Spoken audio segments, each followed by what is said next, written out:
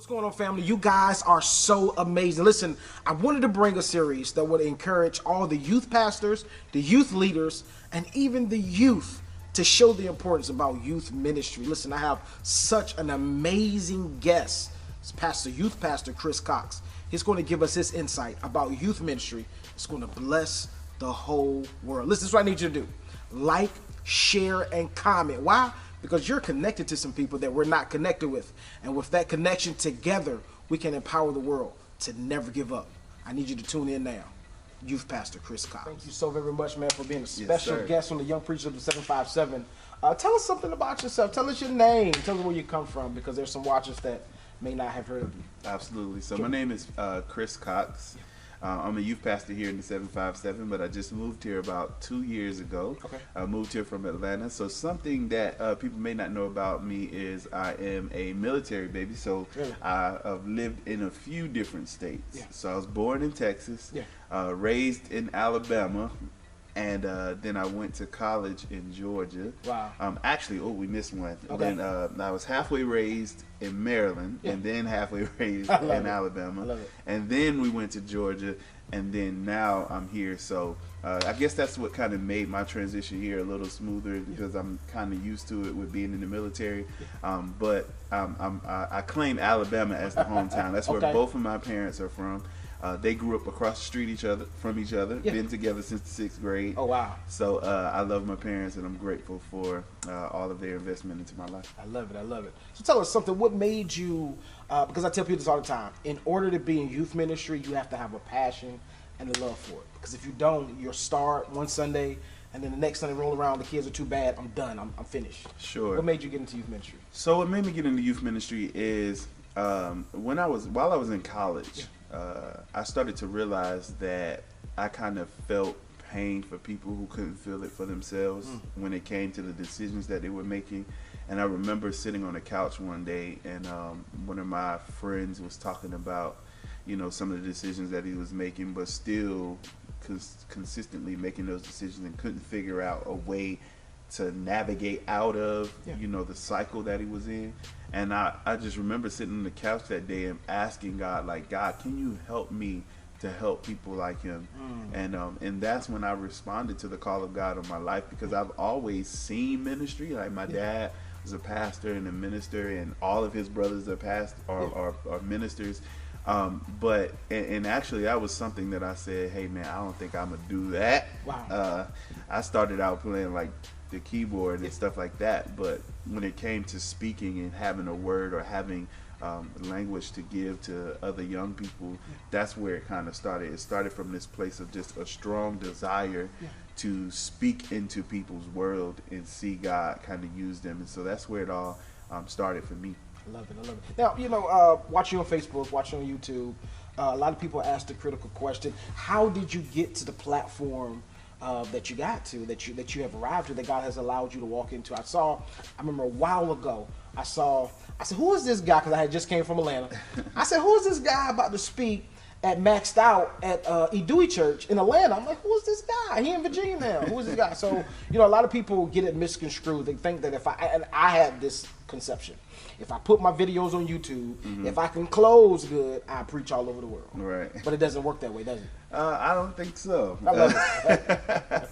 So for me, it's just been building authentic relationships and being as authentic to myself, as true to myself as I possibly can be when it comes to people, loving people for real, for who they are, and not for what they could possibly give you. I've never, ever, ever asked for a platform, never asked anyone when they gonna let me preach for them or anything like that. It's just been, building relationships. I have a great brother and a great friend in Atlanta, Pastor Bobby Hampton, who's over at House of Hope. And it just came from that. We just started out with meeting up for lunch and just talking and just sharing vision and ministry and passion and the things that we do. And then I have a brotherhood of that you're enjoying this video, but I need you to connect with us. Our mission here at AOS Inspires is to empower the world to never give up. The message is free. It's just expensive to get it out. I need you to prayerfully connect with us. If you're giving through Cash App, it's AOS Inspires. If you're giving through PayPal, it's AOS Inspires. I promise you, your seed will be a blessing to somebody else and help us to fulfill our mission, and that's to empower the world to never give up. I want to connect with you, and thank you so much for sowing into AOS Inspires. I've been able to meet no matter where I am. It's just like God connects me with people, and it's really funny because like usually the people I end up meeting and having a strong relationship with, I kind of watch them from a distance first. Absolutely. So I remember like going to Maxed Out when Pastor Bobby didn't know me, and I was just watching, and I came there specifically. Did you have a desire to be there? Did you have a desire to be on that platform? I had a desire to come here at the time John Gray preached, because he was preaching that night. And then, you know, this is funny, because my first time coming to Maxed Out, I'm now here in Hampton, and I had just met online Pastor Leslie Francisco, and so that's who she was at the time. Now she's Pastor Leslie Francisco McClendon. But I had just met her like online, and I saw that she was coming to Maxed Out from here. And so I said, I'm gonna go to Maxed Out because first of all, you know, I love to hear John Gray preach, and then I was like, I'm gonna go connect with her. And so that's how I got to Maxed Out. I wasn't thinking about like preaching there or wanting to preach there for real, to be honest. But it was just coming there to support my friends, and then also to kind of watch people. I'm a people watcher. That sounds strange, but no, I do it as well. I try to watch people, and then eventually God kind of like opens a door for us to connect. But once we do connect, it's like I already know you. I've been watching you. Absolutely. Because I tell people this all the time. It's one thing that you say things or you post things, but your actions is really going to show the test of in the temperature of your heart. And I believe wholeheartedly, like, your character is who you are when no one is watching. So before people know who I am, or before I know who people are, I like to just watch them to see, you know, who they are before we know what we could offer each other. Because sometimes we get so addicted to people's gifts that we just, you know, put their character to the backside and just like, you know, I'll just deal with their gift because they're a gifted person and I can use them to help me get somewhere else. But it's never been that way, and I think that's the reason why God keeps opening those doors and keeps allowing me, because I've been to that church and to other churches that kind of just I've watched from a distance from a child, and it's just blown my mind how God opens the door. But it's always been through an authentic relationship. It's never been through self-promotion. It's never been through, oh, they just came across a website or a video of me and asked me to come. It's just been through conversation. The fact that I'm here is through authentic relationships and conversation. What you're doing here, you're doing something so fantastic. I remember when I saw you on Facebook, as I told you before, I was like, wow, they have their own space. You know, because many churches, many pastors don't see the value in the youth ministry having their own space. You know, you may use the choir room, you may use the fellowship hall, but having your own space that's, oh, this is a youth space. You know, when I walked in, I saw, you know, the pool tables, the ping pong tables. What do you do here that's unique to C3, to you? Well, the thing is, C3 is an amazing ministry, which is really one of the reasons why I'm here. They already have a mentality of investment when it comes down to youth ministry, and that's something that I was able to see from afar off, which is what kind of like led me to even wanting to come here, because I've already walked through some stuff, and I've already experienced different things where churches, sometimes, you know, churches think that they have to have a lot of money or have to have a lot of resources to build ministry that's effective or impactful to young people, but sometimes you really don't. You just have to have a heart of you just have to want to reach them. You know what I'm saying? A lot of times in the Bible, Jesus, when he was going to minister to people, it said things like Jesus wanted to go. When he was building his network of disciples who were young people, and John, I believe it was John chapter 1, it said that he wanted to go.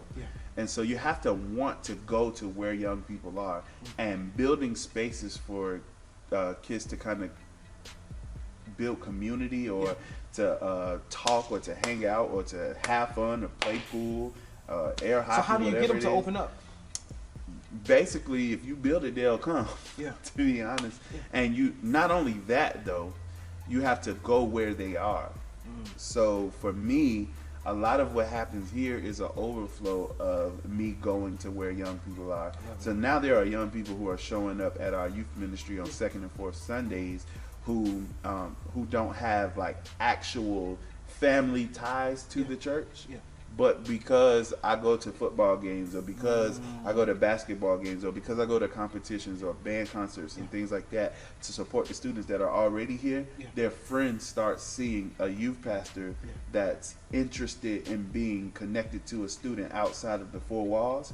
And then those young people start to get attracted to the youth ministry. And then they come in here and they see how we do church, and they're blown away because they're like, this is not what this is not what I was expecting when I said I was going to church. You know what I'm saying? So they already have those preconceived notions that church is not going to be for me. It's not going to connect to me. So basically the way that I train our leaders is I say that by the time I speak, and I learned this from one of my old pastors, by the time I get ready to speak, like the wall that people come in here with needs to be all the way down, at least below their heart, so I can speak to their hearts.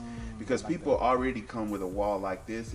So by the time you walk in the door, you're going to see a youth leader that's going to be excited, that's going to greet you, and then that wall is going to come down. And then you're going to walk in and you're going to see a space that's dedicated for you with music that's already playing and all that stuff. What kind of music do you play? Or how far do you go? We play like Lecrae, like Christian hip hop music, which most of the times the kids are not even listening for the words; they just hear the sound of it. And some kids come in here who haven't experienced church in a while, and they're like, "Oh, I walked in here and it felt like a club." So it's kind of empty to them. You had to educate them that nah, this is just a space where we worship God the way we do it. You know what I'm saying? The way that young people do it. And so that wall comes down, and then when you get to greet people who are giving you personalized ministry, not institutionalized ministry, then that wall continues to come Explain down. the difference. So here, I believe that the way to really be able to get a person's ears is by first capturing their heart. Right? And the heartbeat of a person is who they really are. So we have to make ministry personal. So I tell my youth leaders, like, if you see a young person, especially doing something that you don't think they should be doing, before you correct them, ask them what their name is. Because if I say, hey man, what's your name? Then immediately I'm saying I'm interested in who you are and not what you're doing. And so even the way we strategically build some things, that I don't think you saw the room we have back there, but we have a game room that has like couches in it. But then we also have pictures of students doing what students do. So they're running track, they're playing basketball, they're in community with each other and different things like that. And so we do that strategically to say, hey, this space is for you. This is a personal space for you, right? Because if I can say that this is a personal space for you, then you'll be ready to meet a personal God that is for you. And so that's the reason why we kind of move like we move, because, you know, there's, my mentor always says, you know, the day of cookies and punch youth ministry is over. You know, where you just set some drink out and some cookies and you just have kids come and hear a cute Bible story. But we believe in actually walking through life with students. And I love it. So walk us through a second Sunday, what you guys do from devotion to ending. How do you guys do it? So what we do is students come in. Our services at our church start at 9:30. So when students come in, first of all, I have two youth leaders that are in the lobby of the main church, because there's a lobby that you have to walk in and walk down the hallway before you get to our space. So as soon as you come into church, you're going to see a youth leader that's ready to greet you and say, hey, how's it going? So then when they come, what kind of attire do they have on? They usually have on like our youth ministry t-shirt. If not, they're just kind of dressed down. This is how we dress when we come to church. So now I just for it, because there's a lot of traditional people that's going to watch. Absolutely. That says no, it's a suit and tie. That's what you're going to wear. Absolutely. So what's the reason why you guys? We want to get back to the schedule on what you guys do on Second Sunday, but I just want to pause. Why do you guys dress down? We dress down because it's a part of the culture of our church, Okay. to be honest. And I would say respect the culture of whatever church that you're going to, and you know that there are different cultures. And just because you do a certain thing, I think a podcast, I heard on the podcast, and then our assistant pastor, he always reminds us this, that there's a difference between traditions and traditionalism.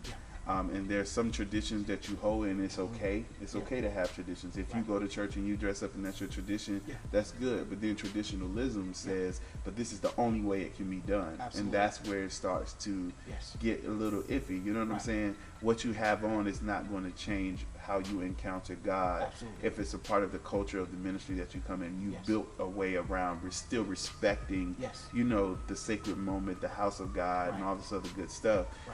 So that's just, you know, that's just how we roll here. There are some Sundays where we dress up, and there are some people that come to our church that still dress up. We're just open for, you know, however you come, but that's pretty much what it is. I love it. So they meet them in the hallway, dressed down. Yeah, so they come back into our space, which actually we're sitting in right now. Love it. And the lights are kind of, all of the house lights are off, but we have like stage lighting and different things like that. And students come in, and for the first 20 minutes of our service, right? Because this is not free time. Right. This is service. Absolutely. Right? For 20 minutes, like until around 9:50 when the countdown comes on, they are connecting with each other. They are growing in community. I tell my youth leaders, we don't use this time as, hey, this is just 20 minutes of free time for us. No, we effectively connect with, get names, talk to people. How was your week? How is it going? And then we also give that time and space for other students to connect with other young people before the 5-minute countdown comes on. So we have a 5-minute countdown that comes on, and then the students come from the game room or from wherever they are, and they take their seats. And then sometimes we start out with like a video that's like a spoken word or something, just to kind of create atmosphere, or if it goes with a theme or something that we're doing. And then from there we go into like an icebreaker or a get to know you type thing. We do that, and we have people that are on stage hosting, either myself and another youth leader, or sometimes the students host. And we do like icebreakers, we do all kinds of stuff. And then we go into like our offering and all that good stuff. And then I share a word with them. And then sometimes after sharing that word, I know last year we did a couple of like breakout sessions after sharing the word, where they could come and talk a little more in depth about what we are studying during that particular time. But that's pretty much how we flow on a Sunday. I love it. So how has the response been? You know, have the other youth bringing my friend, you need to come. Absolutely, this is dope. man. Yeah, so I remember towards the end of the last school year, before we took a break for the summer, basically what I did, again, making ministry personal, is I took some couches and I put them on the stage, because I wanted the students to be a part of the ministry moment. And so basically I would start off with a message for about 15 to 20 minutes, and then I would just stop, and then I would throw it to students. I'd be like, who wants to help me preach today? And then all these students would try to rush to the stage and get a seat on the couch, so that they could be a part of the message that day. And so then I would give it to them and let them talk about what we're doing. And then some students that were sitting in the seats would raise their hand and want to add to the conversation. But I believe that when a student hears the word of God, it may affect them in that moment, but when they start talking about the word of God, it affects them beyond that moment. So giving them an opportunity to communicate what they're hearing and to say it in their words, so that I know, because you know, we can all hear the same thing but hear something different. You know? We can be hearing the same thing but interpret it differently. So we give them an opportunity to see, okay, what are you thinking? What are you hearing about this? And then I started hearing parents like tell me, hey man, my daughter is excited now to come to youth church. Like, she getting me up early saying we can't be late, we need to get in the car, we need to go. I get those kind of text messages, and that's what really blesses me, because I know it's ministry that's sticking.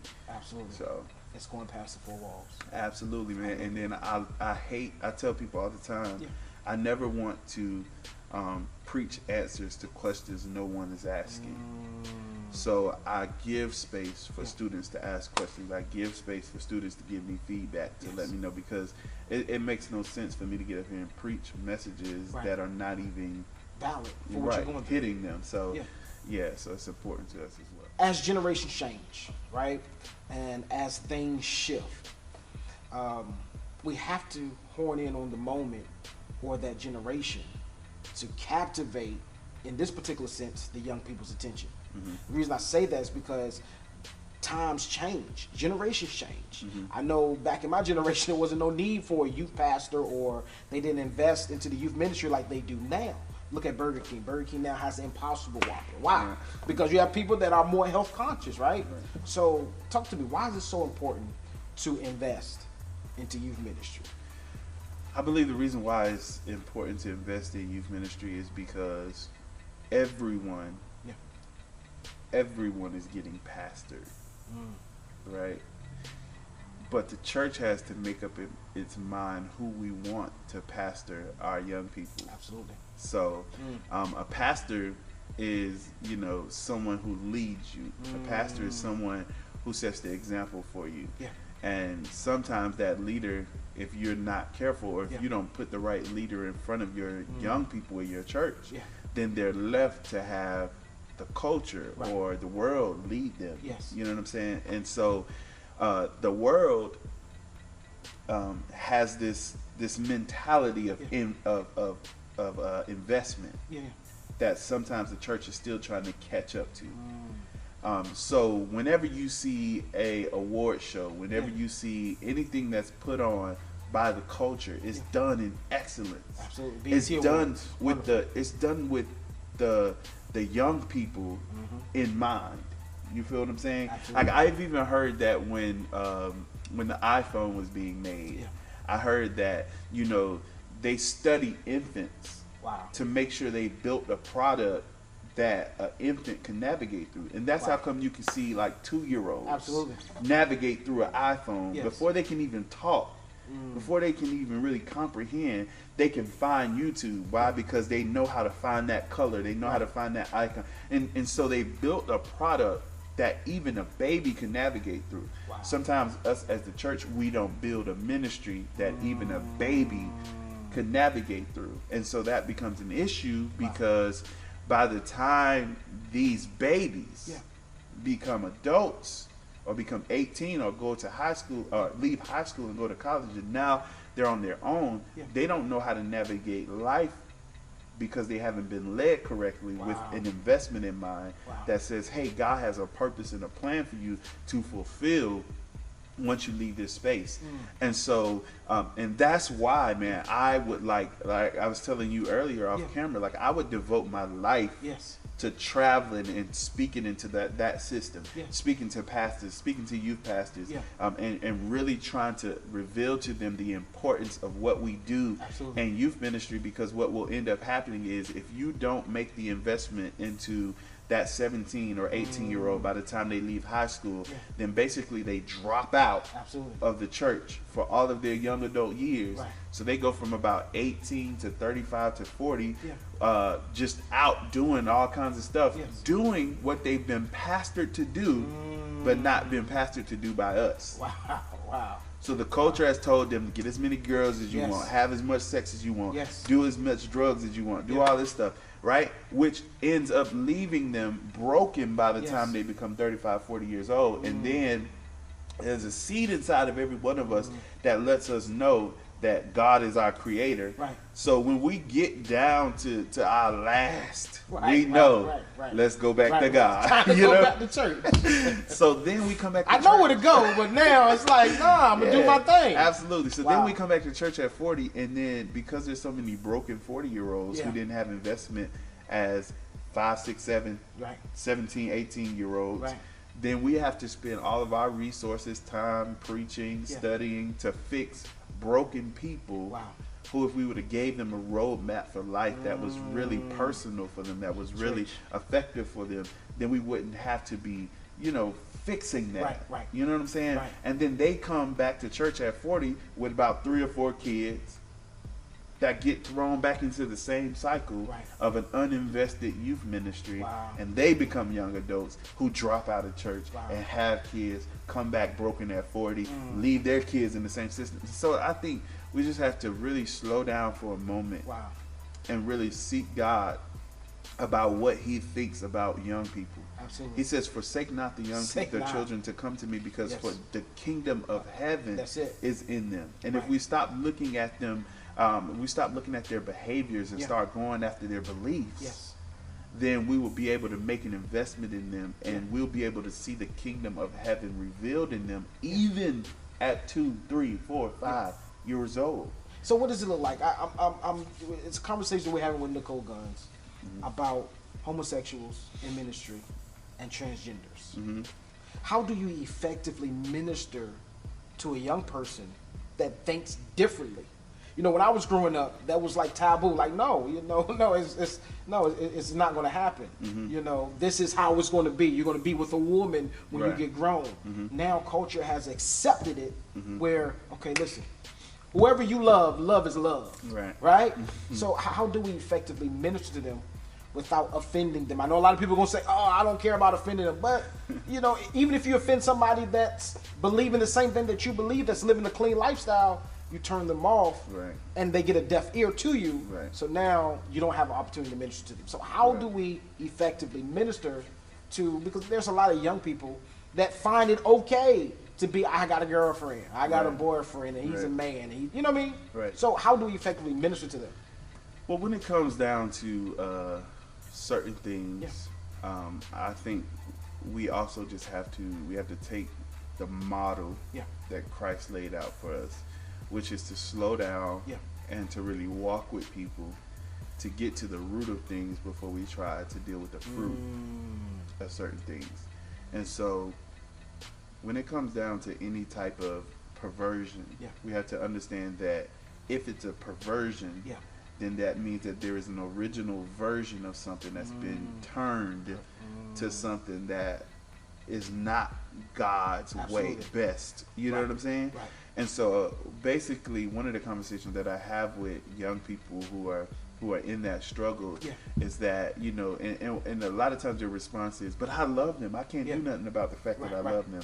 Yeah, you love them, but the love is being turned in a way to where it doesn't match God's best for your life. But you don't get that opportunity to say that if you haven't taken time to walk with that person, to get to know that person, to earn. I tell people, I have a training that I do for leaders about earning the right to influence. I love it. You have to earn that right to influence. You don't just get given that because you're a pastor. Because we're living in a generation now that don't care that you're a pastor. You know what I'm saying? They smoke, cuss, and drink in front of you, and it's like it's nothing. Right. There was a day that we would turn down our music and we drove past the graveyard. You're absolutely right. But people don't care now because, and basically it's because they're seeing a lot of the stuff that they're doing being done in church. Absolutely. So we have to, you know, be willing to slow down enough to put a picture in front of them of what they can become, and do that consistently enough to where it causes them to want different. And I think that's what God was trying to show us when he used the story of the disciples that he was recruiting that were trying to fish all night. They didn't catch anything, and he caused them to catch some fish. And I'll just speed that story up to the point to where he says, now I want to make you fishers of men. And so I tell people all the time, you know, when you go fishing, you don't pull a fish up on the deck and then take a knife and be like, da, da, da, da, da. Right? Because if you do that, if you try to stab the fish to death as soon as it comes out the water, then when it's time to be used for its purpose, which is to feed someone, you can't feed them because nobody wants a damaged fish. Nobody wants a mushy, damaged fish. And when we pull people out of the world that they've been convinced is right for them, and we just try to kill them right then, we damage them. Absolutely. And so whenever they go to the next person, you know, they're feeding off of damaged goods. Wow. But if you want to effectively kill a fish, all you have to do is rob it of its atmosphere. Absolutely. Right? So when I take you out of the water, you may flop around for a minute, but eventually you're going to calm down. That fish calms down. And eventually the fish dies, not because you stabbed it, but because you changed its atmosphere. And if we would bring people close enough to us to where we could show them pictures of godly men and godly women, it would change their atmosphere long enough to where the picture that they had in them before then would suffocate because it can't breathe as long as it's around you. And that's why I bring young people into my space, because there's certain things, like I will see a young person that's kind of lost or doing things that I know they shouldn't be doing, and instead of saying, oh, that's the bad kid, I don't want him, I'll say, no, come over here. Right? And then when they get to see that I'm a loving youth pastor, they want to be around me. But they know when they come around me, I can't cuss. When I come around him, I can't do this. So now I got to go 4 or 5 hours out of my day without cussing, because I want to be around my youth pastor, but he ain't going to have it. So it ends up suffocating it. Eventually you find out that I can have a language without using certain words. So I think that's the method to the madness, and we got to be committed to people's process. When we say you're giving your life to God, we're not just saying you're giving your moment to God. We want people to change in the moment. But no, I'm giving my life to God, which means I'm going on a journey with Him. Which means everything may not change overnight. Some stuff might. I'm not ever discrediting the power of God, but some stuff requires you to walk with people and to endure with people, and to see people chop a person's ear off, and then you just heal the ear and be like, you know what, you still mine though. You know what I'm saying? So I think that's what Jesus modeled out for us, and that's what true discipleship is. I want to say thank you so much for being a special guest on the preachers, young preachers of 757. Listen, as we close, I want you to give some kind of encouraging words to some youth pastor, some senior pastor, and some youth leader that's in ministry, that's struggling, that needs to hear a word on how can I piece this thing. All right, so for every youth pastor that's out there that's working hard to reach the next generation, I just want to tell you, listen, be encouraged. Know that what you are doing, God sees you. He sees your faithfulness. I remember one time as I was doing youth ministry and walking through the ups and the downs and the twists and the turns and the curves of youth ministry, that I had to make this graphic that I had to look at for myself. And it just said, hey, stay faithful to God, Chris. Stay faithful to God. Listen, what you are doing in the lives of these young people is accounted to what you are doing for God. He says, what you do to the least of these, you do for me. So continue to push, like regardless of what you have to work with. What you've been given is a heart. He gives us pastors after His own heart, and we have the heart of God for this generation, and because of that we have everything we need to reach them. One of my favorite scriptures in the Bible is the last verse that John penned in his book, and he said there were so many other things that Jesus did that if I were to write them down one by one, there wouldn't be a world large enough to contain the books that would be written. And that is, I feel like, the life of a youth pastor, of a young preacher, right? There's so many things that we do. It's bigger than the pulpit. It's bigger than a moment, light stages and action and all that good stuff. It's the way we serve. It's the way we love people. It's the way we're committed to walking with people, that if we were to write down every single thing we did, I believe, like Jesus, it would take a world for us to have to fill up with the books that could be written. So continue to do what you're doing. Stay encouraged. Love you so much.